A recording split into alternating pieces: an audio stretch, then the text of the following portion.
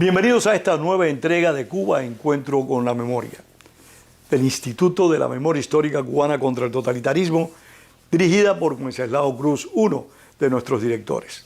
La entrevista de hoy va a ser con un viejo combatiente por la democracia en Cuba, un hombre que enfrentó al régimen de Batista y que posteriormente, muy rápidamente, enfrentó al totalitarismo castrista.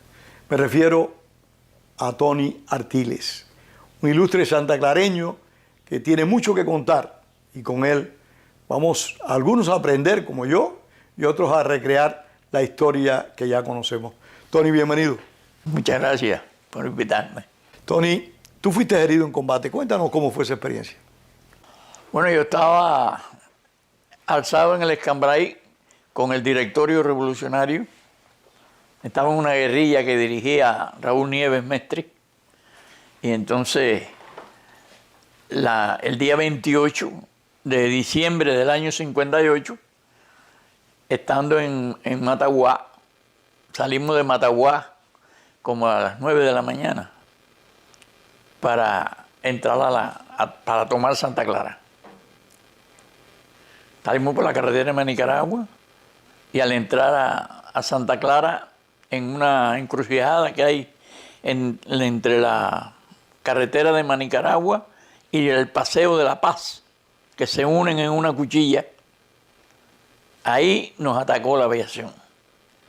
Primero nos tiró un B-26, todo el mundo se tiró de los camiones y ahí está, vaya, no hay dónde esconderse. La gente salió de la carretera y ahí yo lo que hice fue, yo venía en el primer camión. Delante del camión venía un automóvil donde venía Raúl y venía Cubela. Y entonces, Rolando Cubela. Me acuerdo que era un Ford Fairlane, 50 y pico. El avión tira en la carretera y yo me tiro del primer camión, salgo corriendo y en lugar de irme a alguno de los lados de la carretera, me senté en la carretera.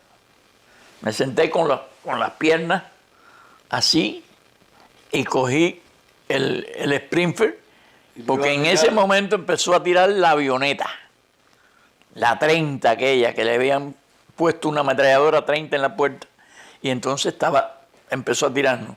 Y entonces yo empecé a tirarle a la avioneta, pero sentado ahí, bajé el rifle, y cuando le fui a meter el otro clip de eso, sentí como si fuera un corrientazo.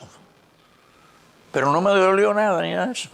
Mira eso. Y entonces levanto el rifle y voy a pararme. La 30 es una señora bala, ¿eh? Una 30-06. La misma bala del Springfield. Del Springfield, la misma, una 30. Y cuando me levanto, trato de levantarme y no podía levantarme. Y entonces me empiezo a tratar aquí y entonces tenía la sangre. Pero no sentía dolor. La bala me entró por aquí, por encima de la cadera, me dio en la cuarta vértebra lumbar y me partió el asta. Quedaste inválido de puro milagro, Tony. ¿Eh? ¿No quedaste inválido de puro milagro? No. Dice el médico después me dijo a mí, en Fomento, cuando me operaron, que yo le hice el cuento, dice que como yo estaba para adelante, la columna estaba así. Y la bala entró y le dio a la cuarta vértebra, le partió el asta, siguió, me dio en la cadera y viró hacia atrás. Y la tengo metida ahí todavía. ¿Tiene la bala todavía? Sí, 64 años tiene esa bala. Sí, todavía eso no lo pueden sacar, porque eso está dentro de las raíces nerviosas que salen de la columna. Entonces tengo la bala ahí. Y eso te ha dejado una serie de serias secuelas. Eso sí, me dejó, primero que me dejó inválido, y me llevaron, de ahí me sacaron en un carro para Fomento, porque estaba el tiroteo andando.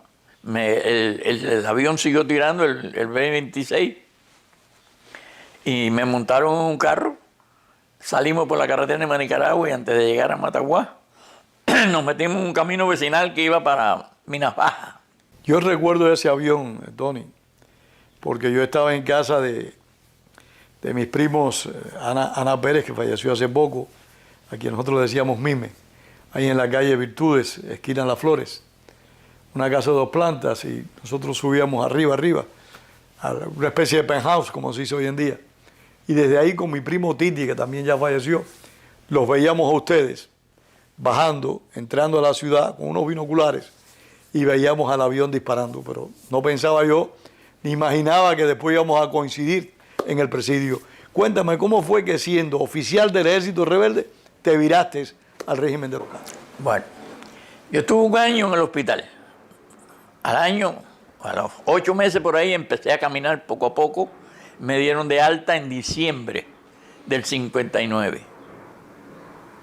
Entonces, era primer teniente del Ejército Rebelde, estaba en Santa Clara, y como a los 6 meses, primero a mí me había metido en la lucha contra Batista, me había metido Ángel Pérez León, Lito. Lito, que sigue en Cuba, vive en Cuba. Sí, ya. Está muriéndose el pobre. ¿Está muy grave ya? Sí, está. Después te voy a enseñar la Bueno, la un gran foto para que abrazo tú a veas. Ángel Pérez León y a su esposa, que falleció No, la esposa recientemente. me mató, sí. Falleció Y él recientemente. está, vaya, pesa 120 libras. Pobrecito. ¿Te acuerdas que él era Un fuerte? hombre corpulento, sí. Estuvo Bueno, con nosotros en presidio. Sí. Bueno, Lito fue el primero que me metió eso. Y después, cuando ya yo era teniente, que yo estaba, yo salí, vaya, loco, porque no estaba en nada, lo que estaba era que iba a Meche, iba para acá, iba para allá. Y entonces Lito me siente un día, como en marzo, junio, por ahí. Del 60. Del 60. Y No, te- sí, del 60. Y te dice esto es así, Y así, entonces así. me dice, oye, ven acá, tú sabes que esto es así, hay que conspirar. hay que volver hermano". a conspirar. Digo, pero ¿cómo tú me vas a meter otra vez en esto? Me dijo, bueno, no, figúrate tú. Hay un movimiento que se llama el 30 de noviembre, Movimiento Revolucionario 30 de noviembre, Fran País, y entonces Mario Lena Mario Álvarez Lena, Era el coordinador. él era el jefe de acción y sabotaje. El coordinador Que también era, había luchado contra el régimen de sí, Batista. y el coordinador era Barata, Pedro Barata, Que había sido capitán del Ejército del Rebelde. Ejército Rebelde. Todo- Vecino mío. Sí, entonces me meten a mí en la sección militar. Y el jefe mío era Belardo Tenreiro, Que también, que bueno, que es primer teniente, primer rebelde, teniente del Ejército Rebelde que también. había estado conmigo en la guerrilla Es mía. interesante este destaque, Tony, porque las nuevas generaciones se pueden percatar de cómo un número importante de personas que ocuparon posiciones militares y posiciones políticas en el liderazgo clandestino contra el régimen de Batista, rápidamente se le viraron a la dictadura de los hermanos Castro porque no se dejaron engañar, no se dejaron confundir. No, el problema es que ya era evidente que estaban tratando de meter al Partido Comunista en los mandos de la revolución. Yo había visto, porque yo echaba gasolina en el regimiento, me la cobraban muy barata. Y entonces, un día veo como 4 o 6 barbudos de la sierra, incluso de la Sierra Maestra, que venían bajando. Tú sabes que era una lomita así para la posta de entrada, la 3 creo que era la posta 3. Y entonces venían llorando. Y yo le dije, pero ¿y qué es lo que pasa? Me dijo, no, nos han licenciado. Y estaban licenciando a los combatientes para meter. Esa historia nos la relató un compañero director del instituto que falleció hace cuestión de año y medio, Amado Rodríguez. Él vivió eso en Oriente, cuando licenciaban a los combatientes para introducir en las Fuerzas Armadas a militantes del Partido Socialista Popular. Tony, tú tuviste una experiencia en cierta medida traumática que te dio una imagen muy clara de lo que venía para Cuba con Víctor Dreque cuando lo visitaste en un campamento en las cercanías de Santa Clara. Eso lo tenemos en el documental Los Pueblos Cautivos, sí, pero me gustaría que lo recrearas. ¿Cómo fue eso? Bueno, el problema es que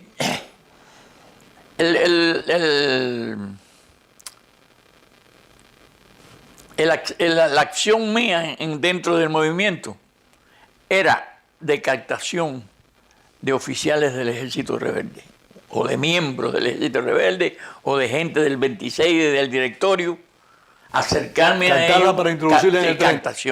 Captación de, oye, ¿qué tú crees? ¿Cómo esto está mal? ¿Qué tú crees de esto? Y según contestara, entonces seguía. Pero así y todo, 2 veces tuve que llevar armas al Cambrai. Pero me gustaría que antes de que llegáramos a las armas nos contara tu experiencia con Víctor Dreque, de la gran cantidad de cubanos campesinos que habían concentrado ahí en las cercanías. Bueno, el problema es que ya fue cuando caí preso. ¿Y eso fue cuando caíste preso la última vez? Caí preso, la primera vez que yo caí preso el 31 de diciembre del año 60. La primera vez que caí Mario Álvarez Lena y yo caímos presos. ¿Y por qué cayeron presos? Caímos presos porque había un muchacho que se llamaba Guido, le decían Guido el Cabezón. Y entonces se puso a regar en Santa Clara que yo era el que estaba poniendo la bomba. Sí, en esa época pusieron en Santa Clara varias bombas. Sí, entonces Mario vino y me lo dijo. Y yo dije, ¿quién es Guido? Yo no lo conocía. Y entonces un día veníamos subiendo en el piscicorre de Mario por la calle Máximo Gómez antes de llegar a... ¿Tú te acuerdas de la fotografía Hernández? Yo no me acuerdo prácticamente. Bueno, antes de llegar lamento mucho. A la derecha allí, antes de llegar al parque, en la cuadra esa, había una... Y entonces venía él y Mario me dijo, mira, ese Guido. Entonces yo me bajé del piscicorre y lo metí en el piscicorre. Y le dije a Mario, dale para allá afuera, para las afueras. Habla. Y allá afuera le caía piñazo. ¿Y qué te pasa? No, el problema es que había un teniente que era G2 militar en el Escuadrón 31, lo había agarrado a él y entonces... Le había dicho lo que tenía que decir. Le había dicho lo que tenía que decir, para que yo saltara, parece. Sí, sí, sí. Entonces, bueno, yo lo cogí y le dije, bueno, pues tú vas, yo te voy a llevar preso. Lo llevé para la jefatura de policía, que era Pérez Perdomo, el capitán. Y entonces él me dijo, bueno, esto no es un problema mío, esto es un problema del ejército. Vamos para el 31. Y cuando llegamos al 31, caímos presos, Mario y yo. Y entonces me metieron preso en el 31, más o menos 10 días. Pero en eso que estaba yo preso, vino Víctor Dreque, que había sido compañero mío en la misma guerrilla. El comandante Víctor Dreque. El comandante Víctor Dreque. Vino y me dijo, oye, Tony, me hace falta que me prestes el carro. El carro mío se había quedado frente al Gran Hotel. Y entonces, porque andábamos en el piscicorre Mario. Y entonces le di las llaves. Y como a los 5 días por ahí, yo salgo. Voy a ver a un amigo mío y le digo, me hace falta ver a Víctor. Él me había dicho que estaba al lado de Atillo, en un lugar que estaba destacado allí. Fuimos a verlo. Sí, y en ese momento había gente en el escambrero alzada ya. Sí, cómo no. Entonces, cuando yo estoy hablando con Víctor, le digo, chico, ¿y esto qué es lo que es aquí? Porque eran como unos barracones de cochiqueras o de pollo o algo de eso. Eran unos barracones largos. Atillo estaba en la cartera de Sagua la Grande, como quien va para Sagua la Grande. Sí, Atillo. En sí. Atillo. Hay una finca que era de Artime. El doctor Artime era una persona que tenía una finca ahí, entonces le intervinieron la finca.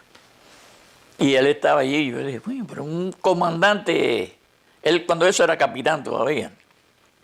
Es un capitán del ejército rebelde destacado en una finca. Sí, que venía con nombre porque estuvo muy próximo a Guevara. No, cómo no, él después fue grande y estuvo en Angola y estuvo en el Congo. Un gran farsante, un gran mentiroso. En el Congo. Que vino aquí en una ocasión. Sí, yo no me enteré, si yo me entero cubana. Yo voy a verlo. Si yo me entero, yo voy a verlo.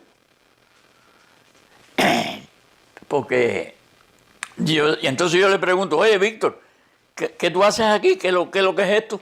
Me dijo, aquí estamos metiendo a las familias que viven en el Escambray.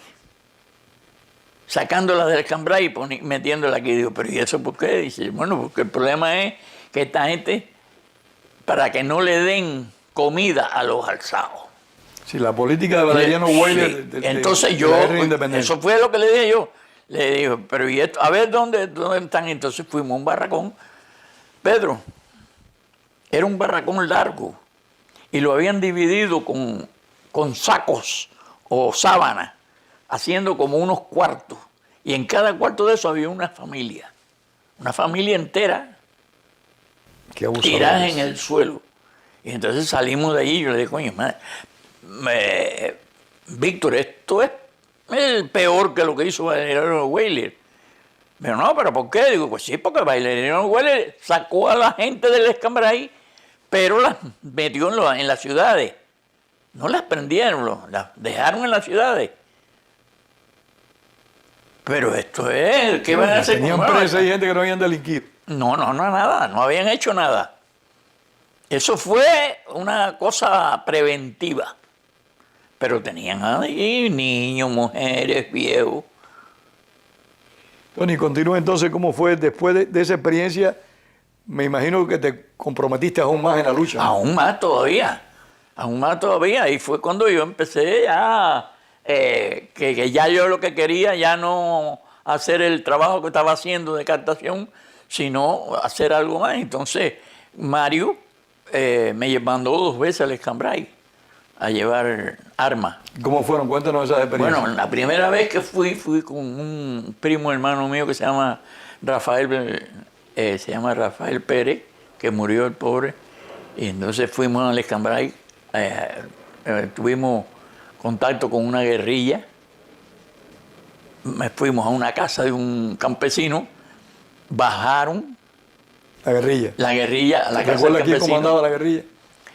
Era uno que era barbero, que lo fusilaron, que era del barrio mío, pero no recuerdo el nombre ahora. No recuerdo cómo se llamaba. ¿Y le llevaron armas? El problema es que yo le llevamos una pila de armas, ametralladoras, y Garand, Springfield. Entonces, nos trajeron un alzado que no podía estar alzado porque se le había reventado una úlcera. Le decían el guachi. Y entonces me dijo, Braulio, se llamaba Braulio, el guerrillero. ¿El jefe de guerrilla se llama Braulio? Braulio, sí, Braulio no me acuerdo. Eso está en... Él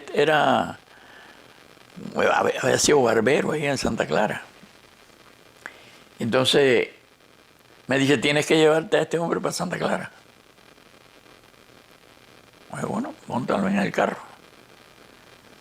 Le dije al guayro, dame ahí un guanajo, unos pollos o algo de eso. Para justificar. Y lo metí en el maletero y salgo. Había entrado sin ningún problema, no había nadie. Y cuando salimos, nos para una patrulla, una emboscada que tenían, que fue la primera vez que yo vi las pepechas de gente de Oriente. Pararon, yo iba de completo uniforme y el carajo. ¿Qué pasa? ¿Tú todavía estabas en el ejército o ya estabas afuera? ¿Todavía estabas en el ejército o ya te habían licenciado? No, esto fue antes de que te licenciaran. De que me licenciaran.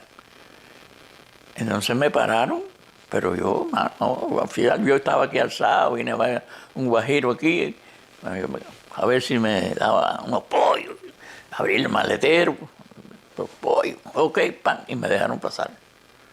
Cuando yo pasé la emboscada aquella, miré para atrás y estaba el alzado, sentado en él, estaba pálido. Óigame. Para estar más que pálido. Eso fue lo más grande del mundo. Esa fue una de ellas.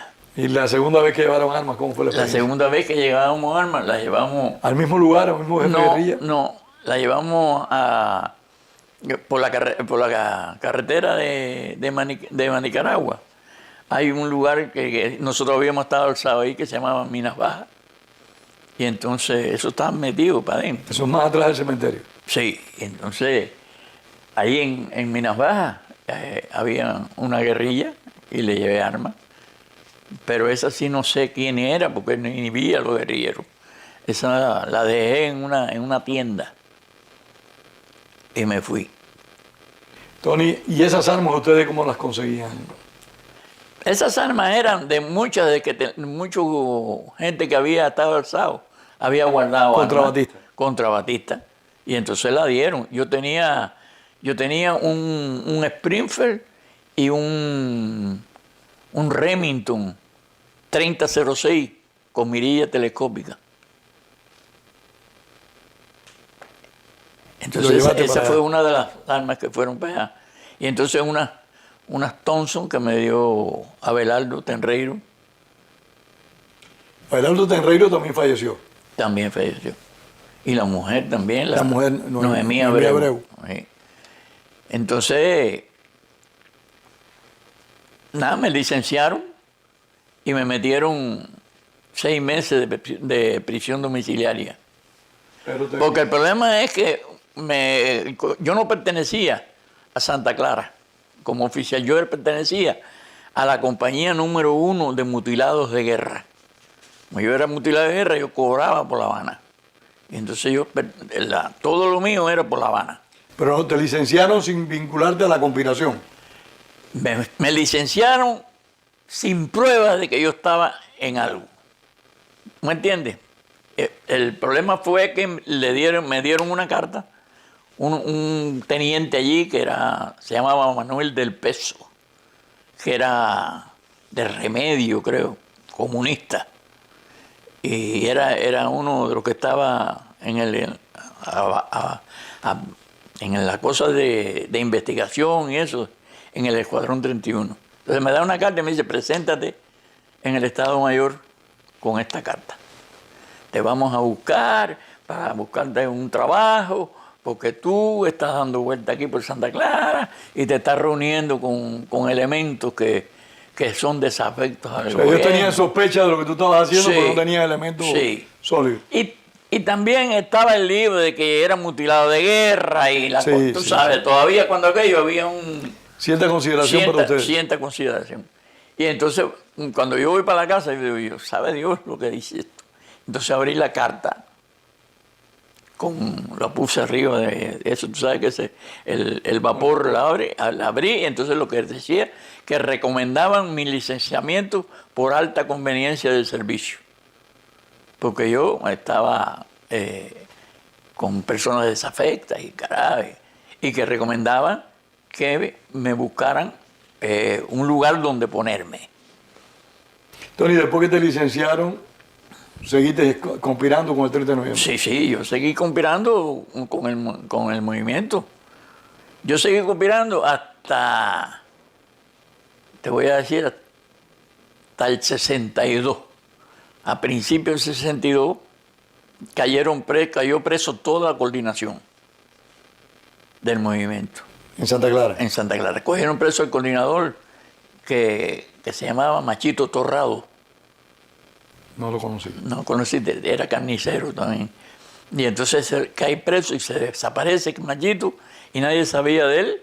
Y entonces, cuando apareció, yo voy a verlo y me dijo, oye, ni te acerques a mí, porque me llevaron para La Habana, me torturaron y tuve que hablar. Todo el mundo lo tuve que echar para adelante. Y había empezado a coger presos. Ahí cayó Trajín, Lázaro Machado. Lázaro Machado, que fue el director del instituto. Y cayó ¿cómo se llama? Vigilla. Yo no sé si conociste a Vigilla, que era el carnicero. Y empezaron a caer presos. Abelleira, Marcos Abelleira, Y entonces yo cogí y me fui, cayó, empezaron a coger toda la coordinación. Pero yo lo que hice fue que me monté en el carro y me fui para La Habana. Entonces me empaté con Enrique Pérez, con Mickey. Con Mickey, que también falleció. También falleció. Mickey se había criado conmigo en el barrio. Hermano de Eduardo Pérez, que los dos eran dirigentes del 30 de noviembre también. Sí. Y Eduardo había sido oficial del Ejército Rebelde. Sí, señor. Entonces, allí me incorporé a lo que era la sección estudiantil en La Habana. En La Habana. Porque no pude empatarme con la cosa militar. Y entonces, como Mickey era de la sección estudiantil, ahí estaba de coordinador nacional, uno que fusilaron después, y mía, sí. Juan Carlos Sánchez Carpente. Lo fusilaron cuando la conspiración del 30 de agosto del 62. Ese fue ahí el clima. Nosotros nos movimos en el carro. Enrique y yo fuimos a todos los lugares. Fuimos a Camagüey, fuimos a Pinar del Río, a Matanza. Sí, haciendo contacto. Haciendo contacto para el problema del 30 de agosto. O sea, ¿tú estuviste involucrado en el 30 de agosto? En el 30 de agosto. Háblanos del 30 de agosto, Tony, por favor. Bueno, el 30 de agosto era una conspiración que estaba al frente de ella una organización de militares que se llamaba el FAL. Y entonces se unieron una serie de movimientos, se murió el 30, el directorio, el MRR, ¿sabes?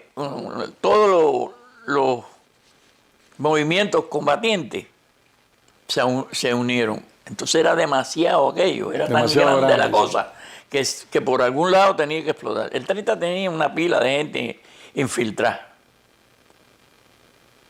Sí, hay que reconocer que la dictadura trabajó hábilmente sus agentes y logró introducirlo en muchas organizaciones. E hicieron daño. Sí, claro que sí, ¿no? Hay mucha gente que fusilaron. Bueno, hay un caso, Rodríguez Menier, creo que se llama. Rodríguez Menier, que está aquí en los Estados Unidos. Está aquí en Estados Unidos, que delató a un miembro de la seguridad del Estado que estaba conspirando con usted. Sí, ese era... Infante de apellido. Infante no era el teniente. Infante lo fusilaron junto con él. Junto con él.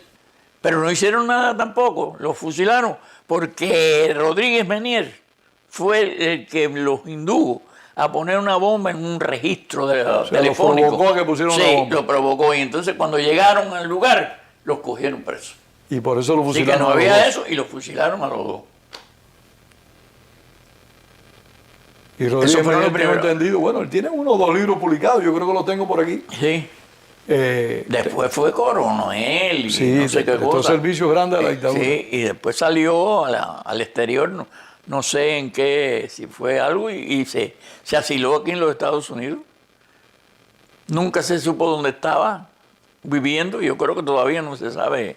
Yo no sé nada de él. Tío parece como esos testigos confidenciales. Supe de su historia por un hermano de Infante que conocí en New Jersey hace ya 30 o 40 años.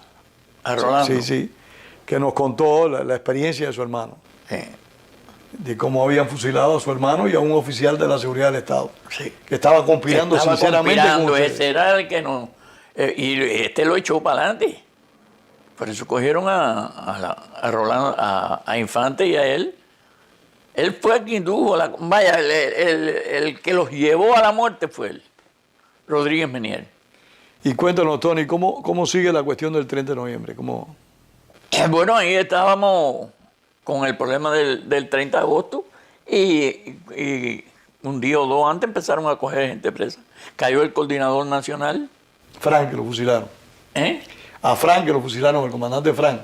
Sí, ese era del FAL. Del FAL, sí, ese era el jefe del FAL. Sí, pero cogieron al coordinador nacional del 30, era Pichardo, un ingeniero que se llamaba Pichardo, y también él habló, pero ya cuando él habló, él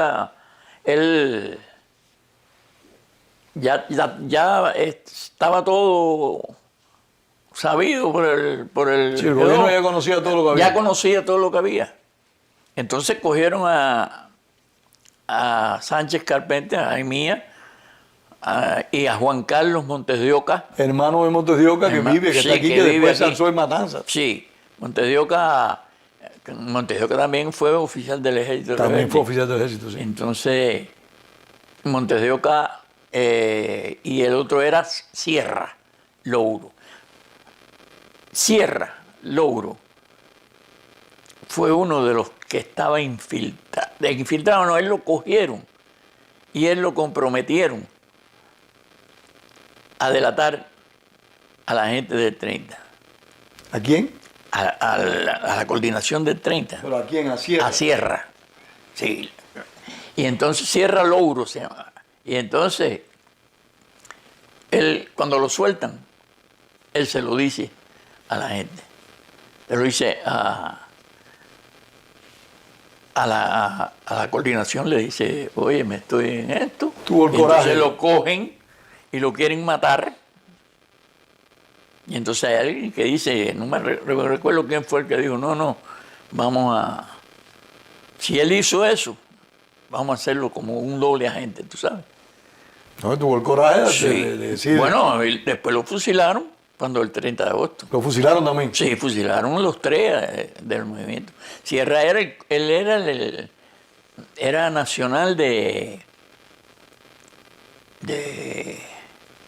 no me acuerdo de qué departamento era, pero era la conspiración del 30 de agosto fue abortada. Abortada. Fueron detenidos antes de que se produjera. Y unos los cogieron y otros, eso fue horrible. Empezaron a matar el día 21 de septiembre. Mataron a estos tres. A Campertera, a Montes de Oca. Y a Sierra. Y entonces, esos eran los del movimiento, pero del FARC mataron gente. Mataron al coordinador nacional y a otro, y al segundo. Y fusilaron también a un ex coronel del Ejército de la República. Margolles, que dicen que era un hombre de un gran valor personal, de mucha integridad. Fue capturado y lo fusilaron. Empezaron a fusilar y a meter 30 años, que aquello fue, dicen, yo no te puedo decir, porque empezaron a matar gente en los campamentos.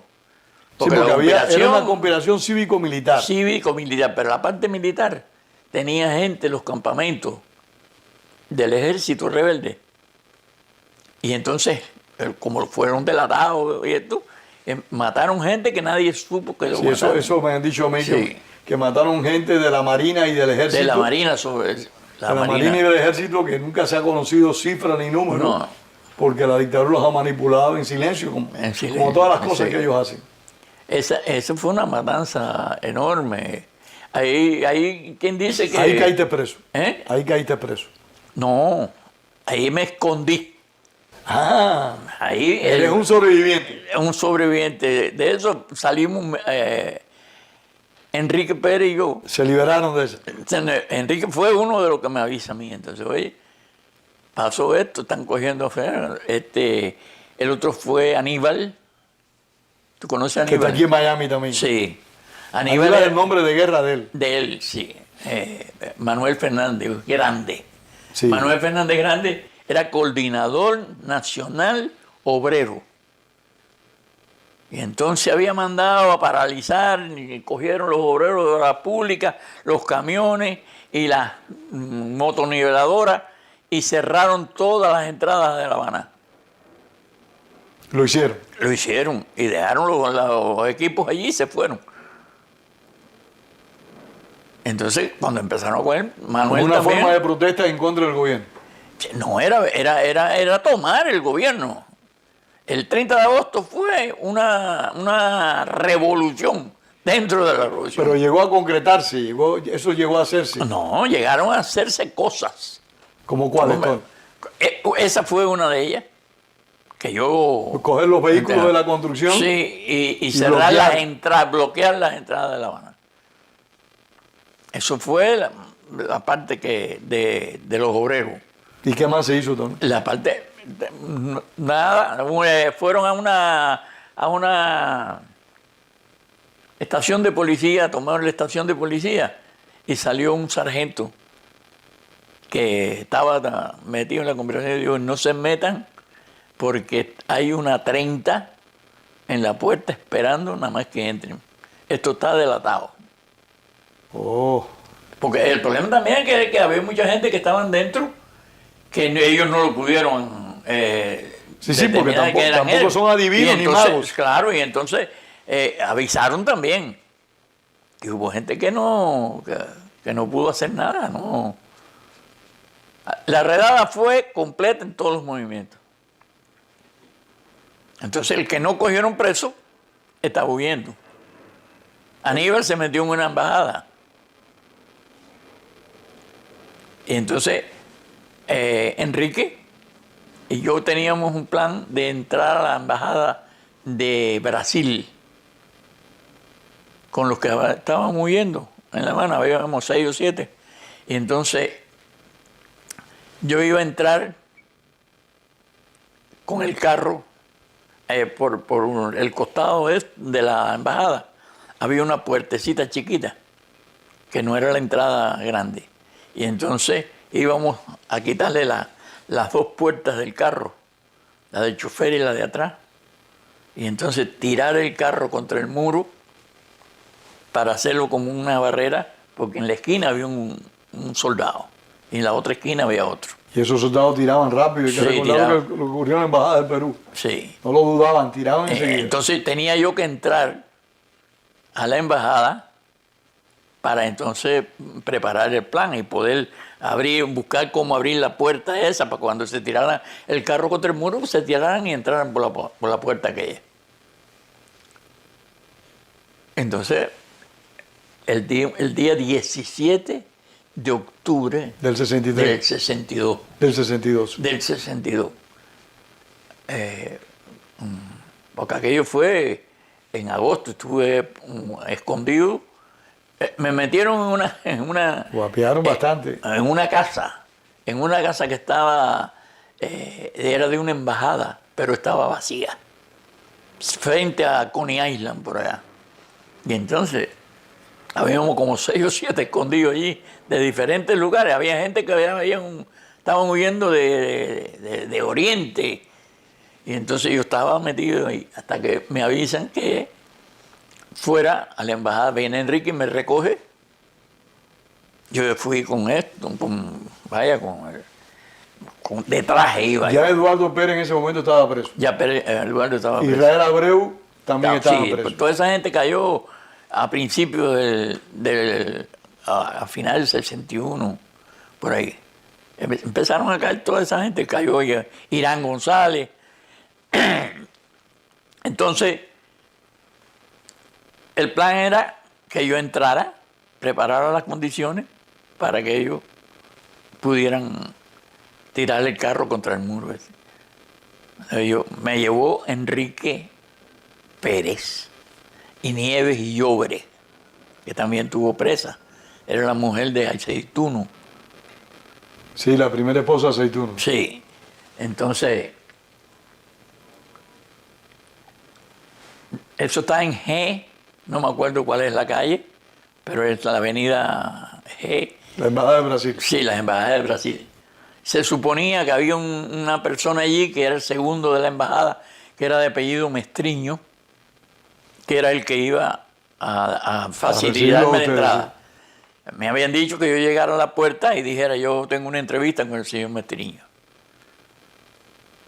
Entonces, Enrique me lleva y Nieve, y yo doy la vuelta y vengo bajando por G, y ellos cogieron la otra calle. Ellos estaban parados en la esquina. Entonces yo llego a la puerta y el guardia estaba con una tablilla allí y le digo, yo vengo con una entrevista con el señor Mestriño. Entonces cogió la tableta y miró así, me dijo así, mira, pasa allí, porque eso es una calle que tiene como un parquecito en el medio. Y ahí te cogieron preso. Entonces pasa allí, espera un momentico, pero cuando me puso la mano en el hombro, yo dije, ya estoy cogido. Y entonces habían 2 tipos sentados en un banco al frente, y nada más que hice cruzar la calle, vinieron, me dieron seguridad del Estado. Y ahí caí preso. ¿Y quién consideras tú que los echó para adelante de ustedes? A mí, aparte de todos los que estaban echando para adelante y eso, no, este plan yo no creo que lo supieran, pero el problema es que yo estaba buscado.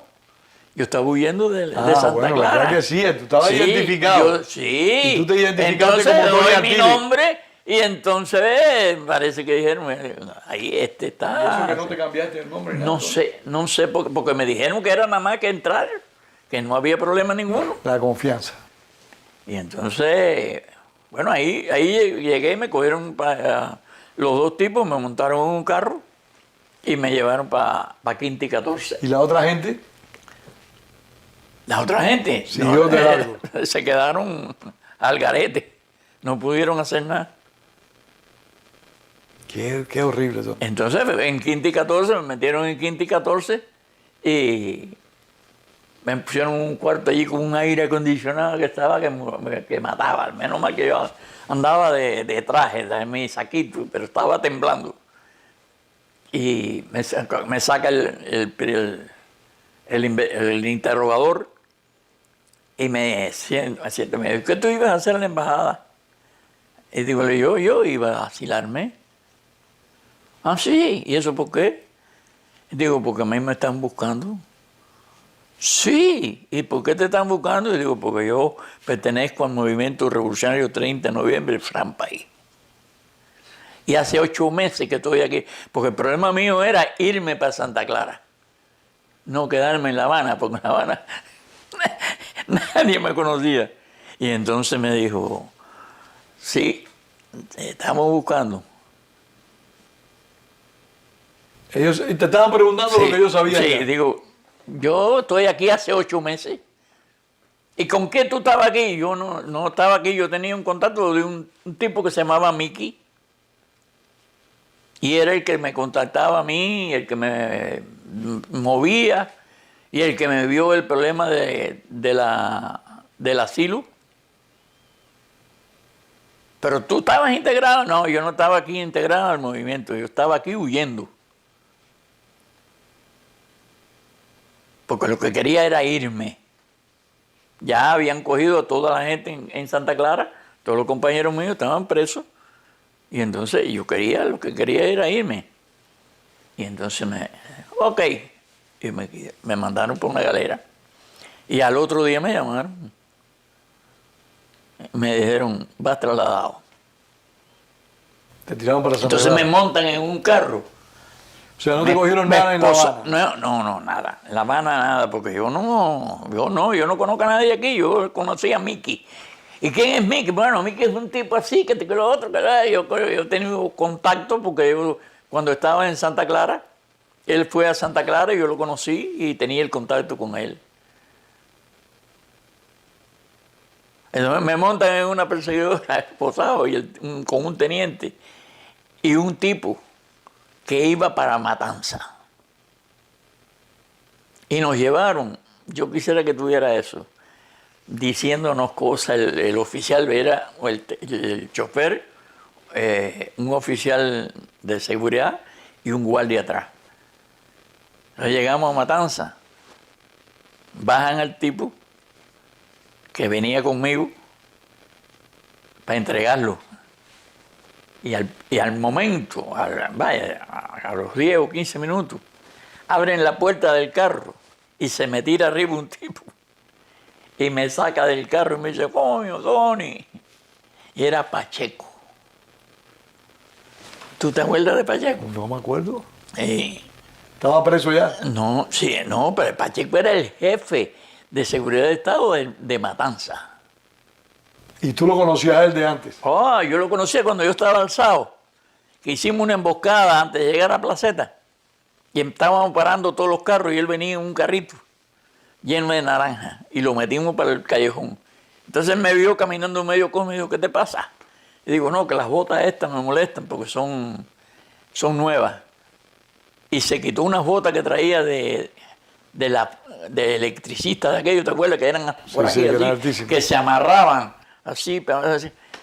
Y me dijo, pruébate esa a ver si te sirven. Digo, muy bien, estas sí me quedan bien. Y me dijo, bueno, quédate con ella.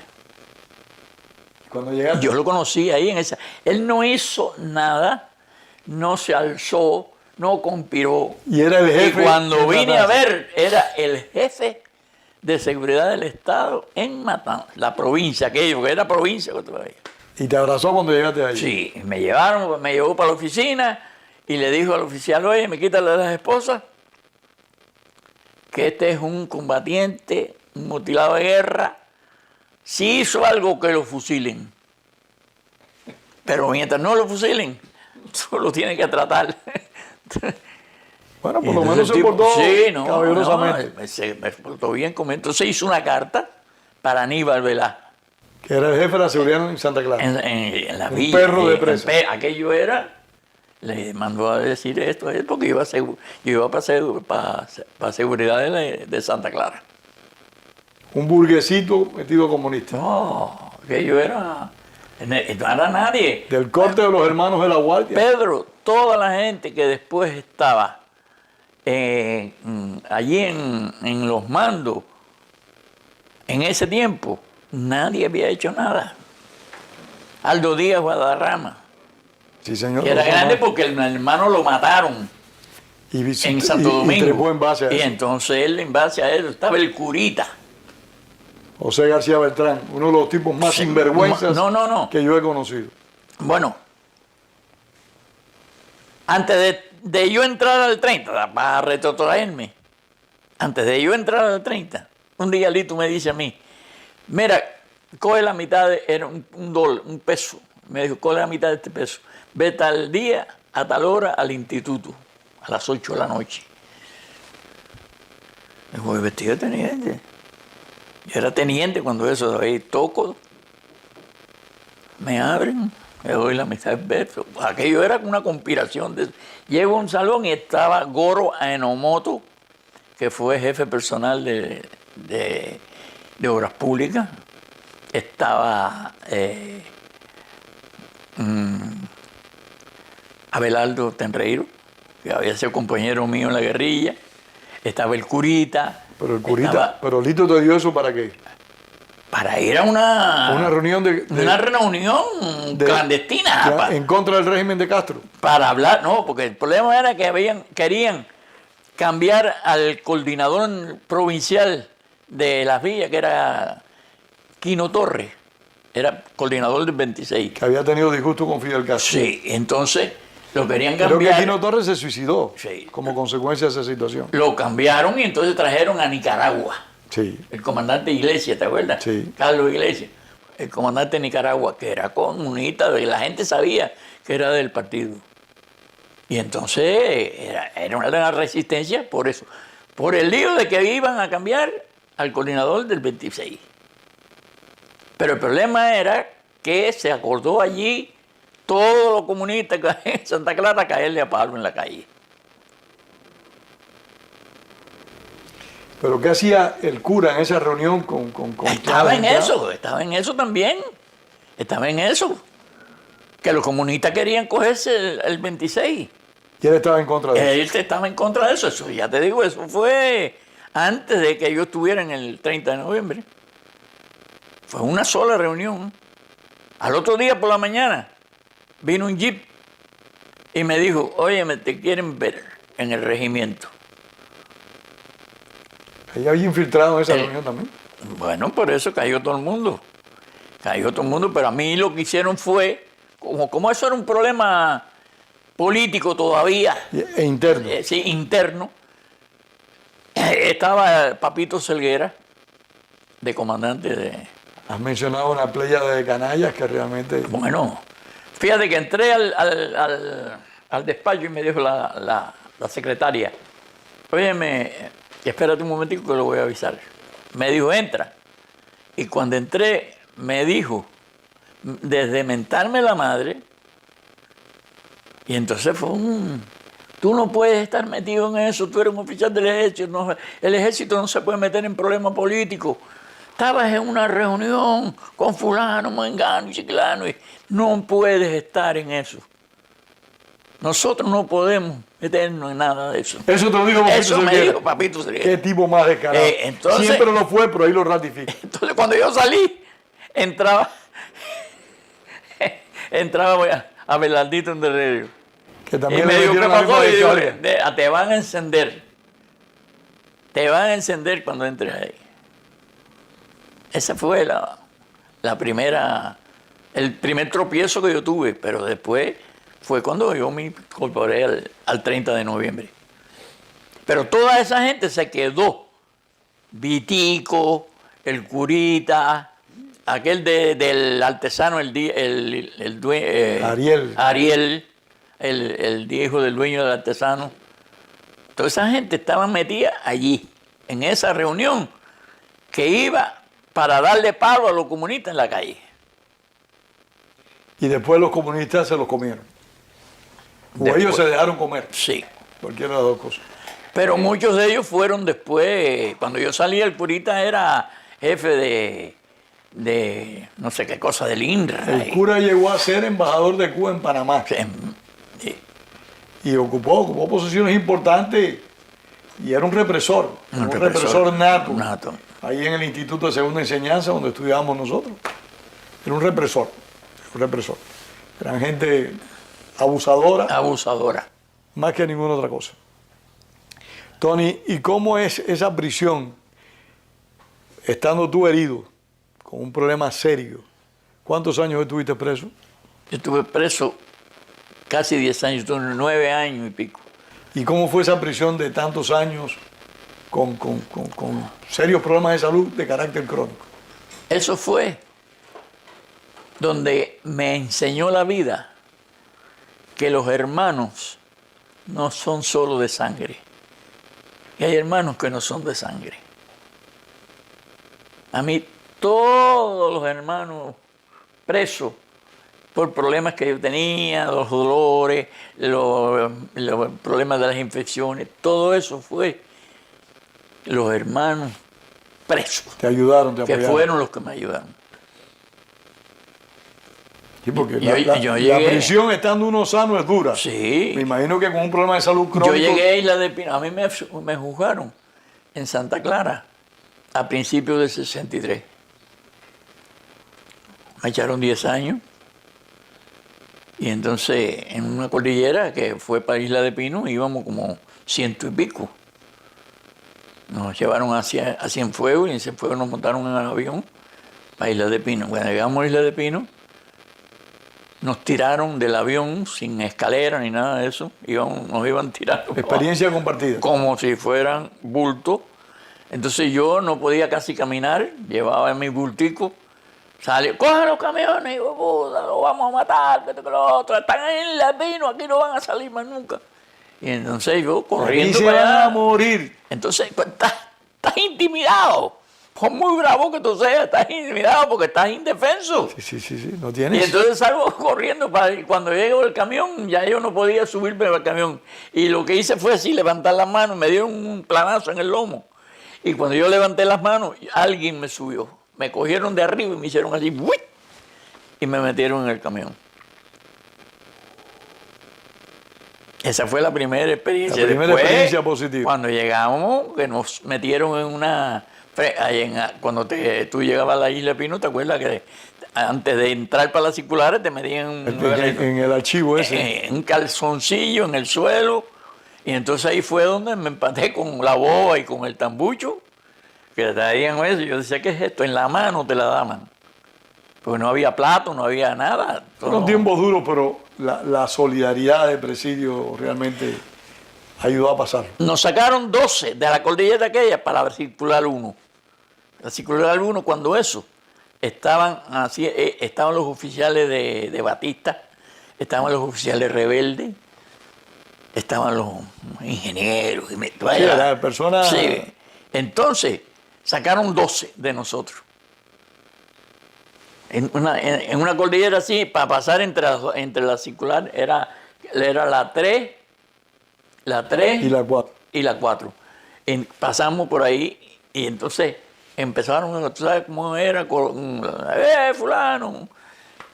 Y entonces un guardia, eran los guardias dándonos con palos. Caminen, corran, caminen. Y yo no podía casi, yo venía, eran 2 filas y yo venía en última. Y entonces aquí venía, ay, cara. que murió en Puerto Rico, el marido de Yolanda Martínez. Ah, Manolo Guirado. Manolo Guirado. Otro santaclareño. Manolo Guirado. Venía Manolo Guirado al lado mío. Pero ¿sabes que Manolo era grandón, fuerte, así, nalgón? Sí, y entonces Manolo se para y le dice al guardia, oye, no le dé, que ese está enfermo, ese tiene una bala y que tengo lo otro. Y el tipo, así, bueno, pues todo lo que le iba a dar a él, te los voy a dar a ti. Y empezó a darle golpe hasta que llegamos a la circular 1 que abrieron. Cuando abrieron aquella reja, ese fue de mi vida. Tú me preguntas a mí cuáles son los momentos más emocionantes de tu vida. Fue cuando yo entré a esa circular 1 y miré para arriba aquí y vi aquello redondo y todo el mundo aplaudiendo y cantando el himno nacional y llamándonos, fulano, mangano, viada, que. Y miramos para atrás y cerraron la reja y ya no había guardia. Tú sabes que no es que lo hubiera olvidado, pero es algo que se me había escapado de la memoria. Ese aplauso cada vez que llegaba una cordillera nueva, esos gritos. Y cantando el himno nacional. Oye, te ponen nacional, no. Tú dices, oye, me da lo mismo lo que pase. No, podía caer una bomba atómica que no te preocupaba. Ya. De verdad. Eso es... Ese compañerismo es inolvidable. Sí. Ahí yo estuve en la isla hasta que empezó el plan de trabajo forzado. Cuando empezó el plan de trabajo forzado empezaron a sacar todos los enfermos permanentes. Sacaron al Pichi. Sí. A Hidalberto Sánchez Vidal, que había estado alzado. También de Santa Clara. Sí, y le dio un estro y estaba caminaba mal y con la mano doblada. Sacaron a vive todavía? Sí, todavía. Yo fui el otro día a la casa. Está solo, ahí vive solo en una casa. Hay una señora que lo ayuda. Pero no puede caminar, está en una silla de ruedas. Y estaba Riverito, no sé si tú conoces a Riverito. No, Riverito. Él se quedó ciego. Sí, Riverito quedó ciego. Se quedó ciego, entonces sacaron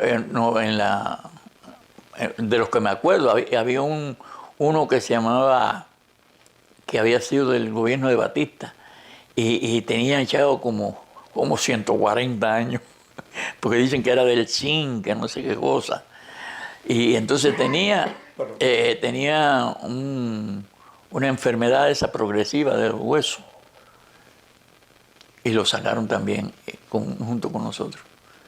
Sí, porque lo que querían era irle pino en ese momento eran animales de carga, ¿no? Animales de sí, nada de enfermos. Ellos podían a los enfermos y los que no podían trabajar. Pero fue en junio del 64. Del 64. Ahí nos mandaron a mí me metieron en El Príncipe.